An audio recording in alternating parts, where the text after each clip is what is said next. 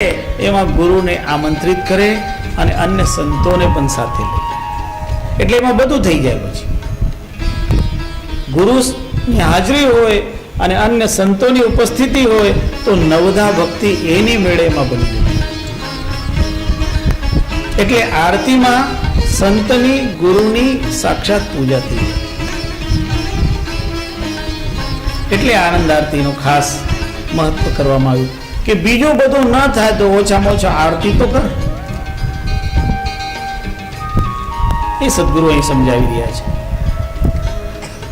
એટલે આપણે ત્યાં ખાસ કરીને જો પ્રસંગો કરીએ તો છેલ્લે આપણે આરતી રાખીએ, રાત્રે આનંદ આરતી કરીએ. એનું કારણ એ જ હોય. એનું એક બીજું કારણ છે કે જે મંગલ આરતી છે એ આરતી પૂર્ણાહુતિ રૂપે આવી જાય. એટલે આપણે પણ આ જ્ઞાનયજ્ઞની પૂર્ણાહુતિ આરતી દ્વારા જ કરીશું. તો જે ભક્તિ છે એ ભક્તિની બધી નિષ્પત્તિ આરતીમાં થાય. અને એ આરતીનું બધું મહત્વ આપણે અહીં સદગુરુ સમજાવી રહ્યા છે. સંક્ષેપમાં આપણે દરેક સૂત્રને લેતા જઈએ. ભક્તિનું વિધાન આરતીમાં કેવી રીતે આવે છે એ જોવાનું છે. કારણ આરતીમાં શું થાય તો આરતીમાં પહેલા અર્ચન પૂજન થાય. પ્રથમમ ચાર્ય પાદ્યે તદ ગુરોરર્થમ વિસર્જયેત તતસ્તત પૂજનમ કૃત્વા પુનસ્તત ચરણમ ભવેત. આ બધા ભક્તિના અંગ છે. એ આરતીમાં સંપન્ન થતા હોય. જે આનંદ આરતી હોય એ આનંદ આરતીમાં સદગુરુ ચરણોની પૂજા થાય, ચરણ પખારવાનું થાય. ગુરુ દરિયા મેં નહાના હો જાસે દુર્મતિ ભાગે. गुरु दरिया में नहाना हो जैसे दूरमति भागे. गुरु दरियाव सदा जल निर्मल. गुरु दरियाव सदा जल निर्मल. पैठत उपजत ज्ञाना हो जैसे दूरमति भागे. पैठत उपजत ज्ञाना हो जैसे दूरमति भागे. गुरु दरियाव नहाना हो जैसे दूरमति भागे. गुरु दरियाव. गुरु चरणों की सेवा, चरण सेवा, चरणों की पूजा અને ચરણ પૂજા કરીને પછી એમાંથી ચરણામૃત લે. કારણ ગુરુ દરિયાવ સદા જલ નિર્મલ પૈઠત ઉપજત જ્ઞાના. સદગુરુની સેવાથી, સદગુરુના ચરણોની સેવાથી પણ જ્ઞાન ઉત્પન્ન થાય અને એના દ્વારા પણ જ્ઞાનયોગ સંપન્ન થાય. અને સદગુરુ ચરણોની સેવા કરનારનો ચરણોનું ચિંતન કરતા ધ્યાન યોગ પણ સંપન્ન થાય. આપણે આ મંત્ર બોલીએ. ધ્યાન મૂલમ ગુરોર્મૂર્તિ, પૂજા મૂલમ ગુરોપદમ, મંત્ર મૂલમ ગુરોર્વાક્યમ, મોક્ષ મૂલમ ગુરુ કૃપા. ધ્યાન મૂલમ ગુરુ મૂર્તિ, સદગુરુની મૂર્તિનું ધ્યાન, સદગુરુ ચરણોનું ધ્યાન અને સદગુરુ ચરણોની પૂજા. પૂજા મૂલમ ગુરુપદમ, ચરણોની પૂજા કરો. મંત્ર મૂલમ ગુરોર્વાક્યમ, ગુરુ જે બોલે, જે ઉપદેશ આપે એને મંત્ર જેવું ધારણ. મંત્ર મૂલમ ગુરોર્વાક્યમ, મોક્ષ મૂલમ ગુરુ કૃપા. સદગુરુની કૃપાથી જ મોક્ષની ઉપલબ્ધિ છે. એટલે મોક્ષનું મૂળ પણ સદગુરુ કૃપા છે. એવી રીતે જે ભાવના કરતા આરતીનો પ્રારંભ ગુરુ ચરણ સેવાથી કરે. એટલે સદગુરુ કબીર સાહેબ આપણને સમજાવી રહ્યા છે, પ્રથમમ ચાર્ગ પાદ્ય તત ગુરોરર્થમ વિસર્જે. સદગુરુને સર્વપ્રથમ ચરણ સેવા માટે અર્ઘ્ય અને પાદ્ય અર્પણ કરે. પછી તતસ્તત પૂજનમ કૃત્વા, ફરી એમનું પૂજન કરે. પૂજનમાં ચંદન, તિલક, પુષ્પહાર અર્પણ કરવાનું એ બધું પૂજનની અંતર્ગત આવે. અને પૂજન કરીને સાષ્ટાંગ દંડવત કરે. તતસ્તત શરણમ ભવેત, એ શરણાગતિનું લક્ષણ છે.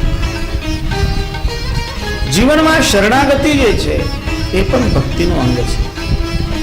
એટલે આરતીમાં શરણાગતિ છે. અને જે શરણ આવે એની રક્ષા કરવા વાળા જે શરણાગત વત્સલ સદગુરુ છે. એટલે સદગુરુએ આપણને આ ઉપાયો બતાવ્યા છે. અને આમાંથી એક ને એક ઉપાય તો વ્યક્તિ દ્વારા બની જ શકતો હોય છે. એટલે આ ગુરુ પૂજન, આરતી એ એક પ્રકારનું વિશિષ્ટ ગુરુ પૂજન છે. અને ગુરુ પૂજન કરીને આપણે આપણા મંગલ કાર્યની પૂર્ણાહુતિ કરતા. આપણે ત્યાં સદગુરુ કબીર સાહેબના નિયમાનુસાર 3 પ્રકારની આરતી લોકો કરતા હોય છે. એક તો આપણે ત્યાં આનંદ આરતી થાય. એક આરતી હોય એની ચલાવા આરતી કહેવાય. અને એક આરતી હોય જે પ્રસંગવશ કરવામાં આવતી હોય, એમાંની એને 16 સૂત્રની આરતી કહેવાય. અને જે ચતુર્થ આરતી છે એને એકોત્તરી આરતી કહેવાય. એ 4 પ્રકારની આરતીઓનું વર્ણન. એમાંની આનંદ આરતી તો બધા કરી શકતા હોય છે. આનંદ આરતી ગમે ત્યારે થાય. અને આરતીની બાબતમાં તો કહ્યું છે કે દરેક જે ભક્ત છે એને મહિનામાં એક વખત તો જરૂર દર પૂર્ણિમાએ આનંદ આરતી કરવી જોઈએ. હવે પૂર્ણિમાએ નહીં થાય તો છૂટ કેટલી આપી છે? દર મહિને નહીં થાય તો 6 મહિને કરો, 6 મહિને નહીં થાય તો વર્ષમાં કરો. અરે ઘરે નહીં કરો તો અહીં ભાદરવા પૂનમ ઉપર થાય ત્યારે સામેલ થાવ. બહુ છૂટ આપી. સદગુરુ કબીર સાહેબ સામાન્યમાં સામાન્ય ભક્તનો ખ્યાલ કરે છે. તમે વિચાર કરો, આપણે ત્યાં જ્યારે આપણે ચલાવ આરતી કરીએ ને તો ચલાવ આરતી કોઈ આત્માના કલ્યાણાર્થે કરતા હોય. આપણે વિધિપૂર્વક બધી વ્યવસ્થા કરીએ અને એમાં ભાદરવી પૂનમ પહેલા આપણે આ આરતી જ્યારે રાખીએ તો એમાં જે કોઈની જે શ્રદ્ધા હોય એને કોઈ પ્રતિબંધ હોતો નથી. જેની જેવી શ્રદ્ધા હોય એ શ્રદ્ધા પ્રમાણે, યોગ્યતા પ્રમાણે ભેટ ગુરુને અર્પણ કરતા હોય. સામાન્યતઃ આરતી કરવા જાય તો ઘણો મોટો ખર્ચો થતો હોય, પણ ત્યારે આપણે સામાન્યમાં સામાન્ય, ગરીબમાં ગરીબ વ્યક્તિ પણ એ ફળ મેળવી શકે એના માટે એને એમાં સામેલ કરતા હોય છે. અને સદગુરુ કબીર સાહેબે તો અહીં સુધી કહ્યું કે કોઈ શિષ્ય, કોઈ ભક્ત એવા હોય કે જેની પાસે બિલકુલ શક્તિ ન હોય તો એના વતી જે મહંત સાહેબ છે, જે ગુરુદેવ છે, એના વતી પોતે ખર્ચ કરીને આરતી કરાવે છે. કારણ એ આત્માનું કલ્યાણ કરવાનું છે. કોઈ એના પાસેથી લેવાનું નથી, કારણ એની પાસે નથી. તો એના માટે ગુરુદેવ પોતે ખર્ચ કરીને એ વિધિ કરી. આટલું ક્યાં થાય? એ સદગુરુની કૃપા છે. અને એટલે જ એને અનહદ કૃપા કહેવામાં આવે છે. પછી આની કોઈ સીમા નથી હોતી. એટલે આ આરતી આ પણ ભક્તિનું એક વિશિષ્ટ રૂપ છે. એટલે આરતીમાં બધી ભક્તિ સમાહિત થઈ જાય છે. અને એમાં આરતીની જે વિધિ છે, આરતીના જે વિધાન છે, એને અહીં સદગુરુ સમજાવી રહ્યા છે. સાધુનામ ચ યથા શક્તિ પૂજનમ ક્રિયતામ પુનઃ. જે કોઈ ગુરુ સંત બધા આવે યથાશક્તિ આપણે એમનું પૂજન કરવાનું.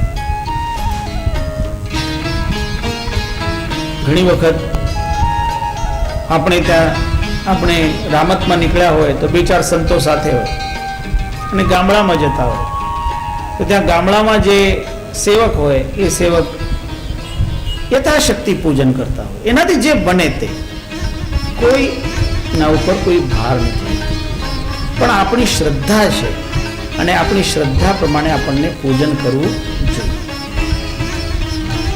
સાધુનામ ચેથા શક્તિ પૂજનમ ક્રિયતામ પુનઃ. પછી કોઈ સંતો આવે, ગુરુજનો આવે, એમને આપણે બોલાવ્યા હોય, આપણા ઘરે આવ્યા હોય તો આપણે એમને આદરપૂર્વક જમાડવું જોઈએ. આ પણ ભક્તિનો અંગ છે. તમારા ઘરે કોઈ આવે અને તમે એને નહીં જમાડો તો એ આપણા ગૃહસ્થ ધર્મનો એ ભંગ થયો એમ કહેવાય. એટલે જે અને એમાં સંત ગુરુ કોઈ આવે તો એને તો ખાસ આદરથી જમાડવાનો, કારણ એમની વિશેષતા છે. એટલે સદગુરુ આપણને સમજાવે કે મિષ્ટાન્ન ભોજને નૈવ. એમને જે કંઈ આપણી પાસે જે હોય, રૂખા સૂખા.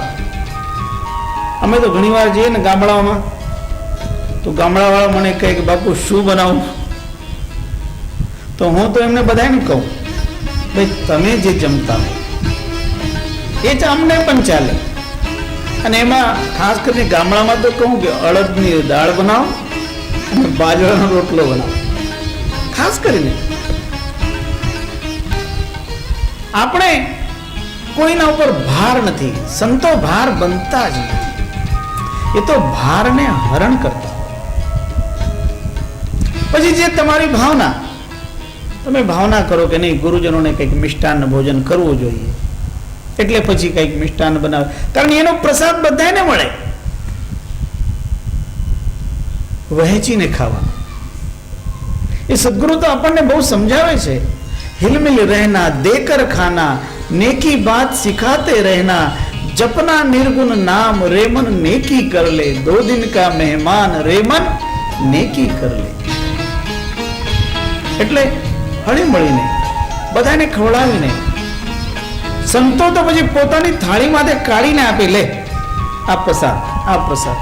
બધાએ પ્રસાદ લેતા હોય, એ ગુરુનો પ્રસાદ. એવી રીતે સંત ગુરુનો પ્રસાદ જે મેળવે એ પ્રસાદની મહિમાના કારણે એ પણ ધન્ય બની જાય છે. એટલે આપણે આપણા ઘરે કોઈ સંત ગુરુને આદરથી બોલાવ્યું હોય તો એનું સન્માન કરવાનું, પૂજન કરવાનું, પછી એમને ભોજન માટે આમંત્રિત કરવાનું, પ્રાર્થના કરવાની કે પધારો, રસોઈ તૈયાર છે, અને એમને આદરપૂર્વક બેસાડવાનું, બેસાડીને એમને જમાડવાનું. અને જમાડીને